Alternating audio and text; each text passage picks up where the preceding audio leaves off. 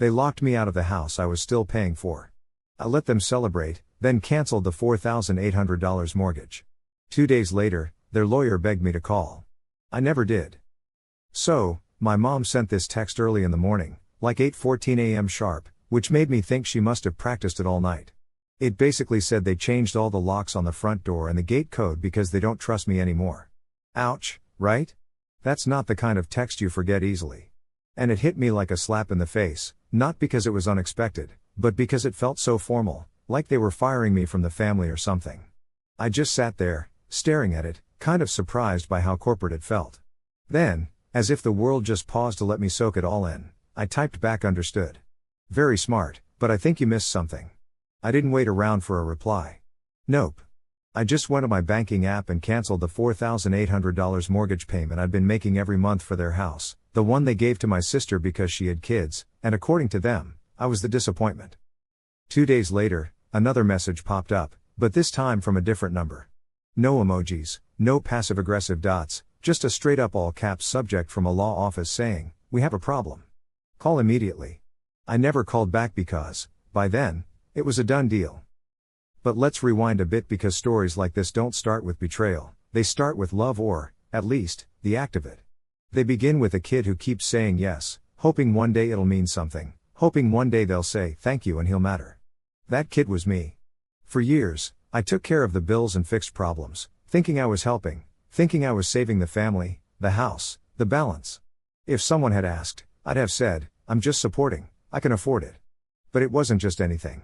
I'd been paying their mortgage for almost 4 years, $1,800 a month, like clockwork, right out of my account. Add to that the utilities, the property insurance, the internet bills, even an emergency roof repair after a storm, all of it under my name, my credit, my money. And still, no thank yous. My sister Lindsay always had some crisis. Her credit card was maxed out, so I paid it down. Her car needed brakes, I covered it. Daycare was too expensive, so I sent money until she figured it out. 3 years later, she was still figuring it out, and somehow, I never said no.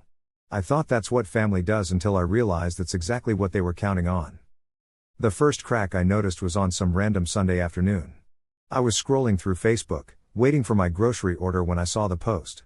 There they were, Lindsay, my parents, the kids, posing in front of the house I was paying for, with a sign that said, "Home Sweet Home." A gift from Lindsay. My mom's caption read, "So proud of our daughter for building a future we can all share. This home is in the right hands." I had to read it again, Lindsay's house. The right hands. No mention of me, no tag, nothing. Just them smiling on a porch I paid for. The comment section was a circus of emojis, hearts, and praises like, "Wow, she's such a strong woman, you were lucky to have her," or "She's such a rock for your family." Even my aunt chimed in, saying, "Lindsay, you deserve every inch of that house." I wanted to throw my phone but I didn't. I just stared at it like a bruise I wasn't ready to touch. A few days later, I called the bank just to confirm something, making sure the mortgage was still under my name. It was, but the lady on the phone said there was a request submitted to change the primary contact to a Miss Lindsay Carson. My heart stopped. They hadn't finished the verification yet, but the documents were in progress. I ended the call in disbelief and checked my bank statements. That's where I saw it, an extra $2,400 missing, transferred to a card I hadn't authorized. I knew that number, it was Lindsay's emergency visa, the one I bailed out during her temporary unemployment years ago. I texted her calmly, "Did you use my card again?" And she replied, "Don't make it a thing, Alex. We needed groceries, and the kids needed shoes. I thought we were still sharing that one." I shot back, "No, we weren't." She didn't respond, but my mom did. "Honey, Lindsay is going through so much right now. So, she said she'd pay you back, right? Let's not start a whole drama over a couple of bucks." But wait, $2,400 is only a few dollars when it's me lending the cash. Meanwhile, if Lindsay misses a phone bill, it's like the apocalypse. Then there was the group chat incident. They changed the chat name to Family Circle, even though I didn't do it. Someone dropped a meme of a guy handing over his wallet with the caption, "Big Brother Energy Pay Now Ask Never." My cousin goes, "Tag Alex." Someone else jumps in with, "Can you cover my student loans too?" Even my dad chimed in, "Only if you name your kid after him. Gotta keep the donor happy." I just stared at my screen, no one was backing me up, not even with a funny quip. I ditched the chat, they added me back, I left again, and then I blocked them all. But honestly, none of that compared to what went down that Friday. I was out mowing the backyard, the same yard I've been tending for 3 summers because, according to my dad, why hire someone when you're around? The mower started acting up, so I took a break for some water. The kitchen window was open, and I overheard my mom and Lindsay chatting. They sounded so natural, like this wasn't their first time trash talking. Lindsay was laughing. You should have seen his face when I told Aunt Karen the house was mine. He didn't even flinch, like a puppy happy to sniff a plate. Mom giggled, it's almost done. Once the paperwork goes through, he can't say a thing. He wanted to keep it in his name, so that's on him. Then Lindsay said, honestly, it's better this way. He's always been distant, like a guest with a wallet. And then the kicker, Mom said, he's not family anymore, he's just a sponsor. I was just standing there, water running down my fingers like blood. It hit me hard, the end of whatever illusion I was hanging on to. Not family, just a sponsor. They had no idea I was listening, didn't even see me walk away. But in that moment, something inside me shifted, not anger, not sadness, just pure resolve. They weren't expecting me at the party. The invite came in this fancy white envelope with gold trim, inviting me to celebrate Elizabeth Carson's 60th birthday. No signature, just from your family. It sounded like a big deal, 60 guests, a fancy venue, catering, a slideshow. They called it a legacy event. I didn't RSVP, didn't call, just circled the date in red and started planning. 3 days before the party, I printed out a document totaling my contributions to the house, $211,723.84. I listed everything: mortgage, utilities, repairs, insurance, with dates and proof of transactions. I put it all on a USB drive, along with the audio from the open window. He's not family anymore, he's just a sponsor. I threw in screenshots of our group chats calling me a wallet, photos of receipts, and the email where my sis tried to transfer the house into her name. If the house was hers, the debt was hers too. I texted my grandpa that morning, but he didn't reply, and I didn't really need him to. The venue was exactly as I imagined: white linen tables, balloons everywhere, a projector showing baby pictures and family vacations. Waiters in black ties, cousins all dressed up, and my mom in this emerald green gown standing by a sign that read, "A house is not a home without family." I almost laughed. I purposely showed up 10 minutes late, and everyone's heads turned as I walked in. Some folks smiled, others went stiff. Lindsay caught my eye, blinked twice, then forced a grin and turned back to the crowd. I didn't wave or say a word, just took a seat in the back. They kicked things off right away. Lindsay was up first, talking about sacrifice, love, and real family, saying this year brought us closer. The screen behind her showed a photo of the house with the caption "Built with love, passed down with purpose." No mention of me, of course. Then came the toast. My mom took the mic, dabbed her eyes, and looked around like royalty giving her blessing. "I'm proud of my daughter Lindsay," she said. "She's shown what legacy really means, and I'm grateful our home will stay in the right hands." People were clapping, smiling, until I got up and casually walked to the mic.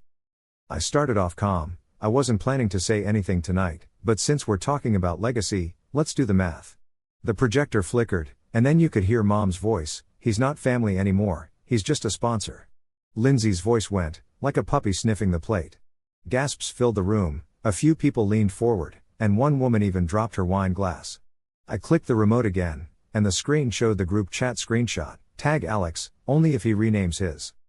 So, after I sorted things out with the bank, I had this super long invoice, like 211 pages, spelling out how I was owed $1,800 a month for 48 months for stuff like repairs, maintenance, and property taxes. My sister Lindsay tried to say the house was hers, and that's when I was like, "Nah, I'm here with a bill, not a favor." I showed her the invoice, and she was all shocked, yelling, "Are you serious?" And I just told her, "Dead serious, unless you want to call it theft." Then my mom jumped in, claiming it was a gift. I laughed and said, "Funny, I don't remember signing a gift certificate, just checks." My dad looked like he was about to explode, so I turned to him and said, "Want to talk about that loan you applied for using my name without asking? 'Cause I have that too." That shut him up real quick. That's when my grandpa made a surprise entrance, and the room went silent. He grabbed the mic and told my dad, "You raised a thief and a coward. Mud doesn't hide footprints for long." Then he shocked everyone by saying he changed the trust, "It's all mine now," with Lindsay's name scratched out. My mom's face fell apart, and Lindsay nearly fainted. Grandpa dropped the mic, literally, and walked out like a boss. I put the invoice on the gift table and announced, "You changed the locks? Well, I changed my future. I'm not here as your donor, I'm your debt collector." And just like that, I left without looking back. Next morning, my phone blew up with 57 messages. Mom was mad, saying I embarrassed her at her birthday, while Dad told me I'd never see a penny. Lindsay, as usual, was silent, just posting some vague dramatic stuff on Instagram. None of her followers knew she'd been calling me her personal ATM. A couple of days later, a lawyer calls me, Daniel Moore, saying my parents want to settle things quietly, without going public. I had proof of everything and told him I wanted full repayment, not a penny less, or I'd take it public.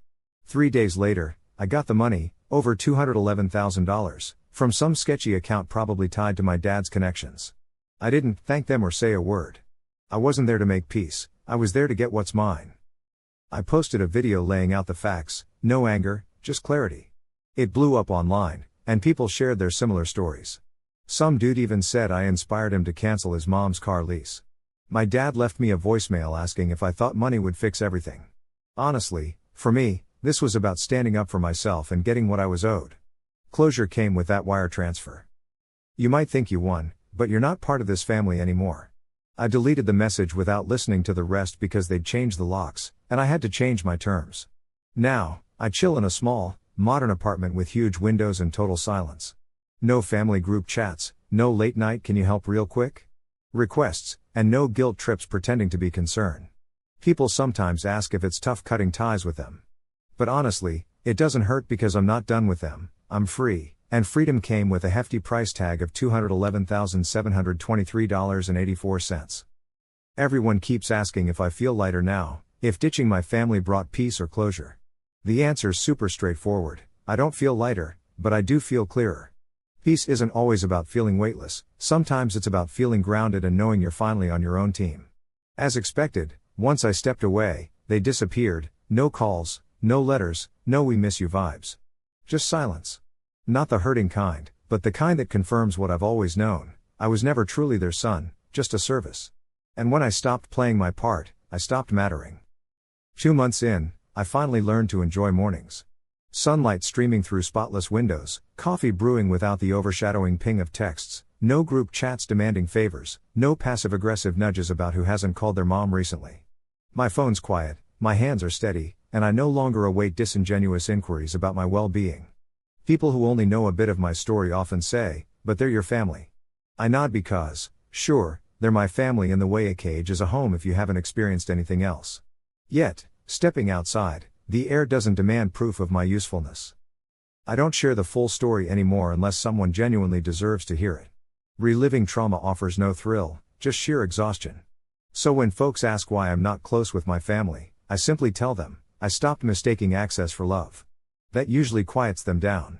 I once checked my old accounts to see if they reached out, not once, no apologies, no explanations, not even a guilt-wrapped concern. Just silence, like I never existed. Like they corrected a $211,723.84 mistake by erasing me. Fine, let them pretend because pretending is their forte. They probably think I still care, that I'm holding on to anger, waiting for a sorry, hoping they'll change. But I'm not. I've seen them for who they really are, and when the truth is that clear, you walk away without looking back. Forgiveness? That's a word people toss around when they're weighed down by guilt, seeking warmth they haven't earned. Forgiveness demands acknowledgement, responsibility, regret, none of which they've offered, so I'm offering nothing back. My therapist once asked, "What would you say to them now if they were right in front of you?" I thought hard, sitting in that chair, trying to imagine their familiar faces crafted from denial and manipulation. I realized I wouldn't say a thing because speaking gives them access, and they don't have that anymore. There's no key, no emergency contact, no shared bank account, no number on standby. I erased every trace of them from my life because it was necessary, not spiteful. Survival is quiet, it doesn't come with fireworks, just locked doors and clean slates. Sometimes I imagine them telling people I cast them off over money, saying I was always distant, that I lost it. Sure, let them have their softened, self-serving narratives where they play victims to an ungrateful child who dared to say no. They need the fiction, I have the facts. Facts don't beg, don't complain, and don't falter under scrutiny. They just exist, patiently, like I did. Now, I'm living, not in a fairy tale, not out of revenge, but just living. I work, I rest, I genuinely laugh, and eat when I'm hungry, not when I'm guilt-tripped into attending family dinners where I'd end up footing the bill and being forgotten. I still remember my mother saying, years ago, if you ever left, we'd fall apart. And she was right, they did. But I didn't. I'm not broken, I'm not bitter, and I'm not waiting. I'm just done. Not as a warning, not as a statement, just a fact. Like a locked phone, a clear inbox, a number that rings once and goes nowhere. There's no forwarding, no return, just me, whole and free. If you haven't yet, please subscribe. And hit the notification bell to stay updated with more crazy real life stories happening around you.